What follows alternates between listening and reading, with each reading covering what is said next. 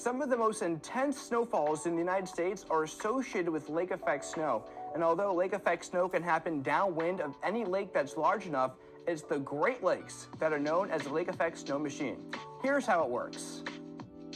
To put it simply, lake effect snow happens when you have a very cold air mass flowing over relatively warm lake waters, which is why some of the biggest lake effect snows happen early in the winter season.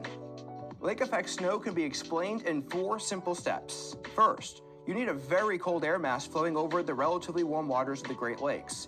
Usually, the air mass comes from Canada and flows to the south and east.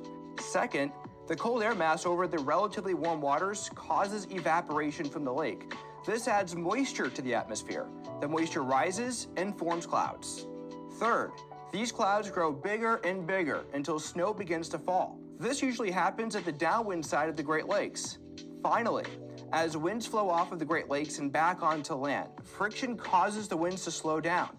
Essentially, this results in air piling up, so it's forced to rise. The rising motion enhances the snowfall coming from the lake effect snow bands, and cities and towns downwind from the Great Lakes can be in for quite the snow event. Here's a rule of thumb meteorologists use when forecasting lake effect snow. The temperature of the air at about 5,000 feet must be at least 25 degrees Fahrenheit colder than the lake water temperature. If not, clouds may not have enough time to absorb the heat and the moisture from the lake. For Weather Explained, I'm meteorologist Nick Marianos.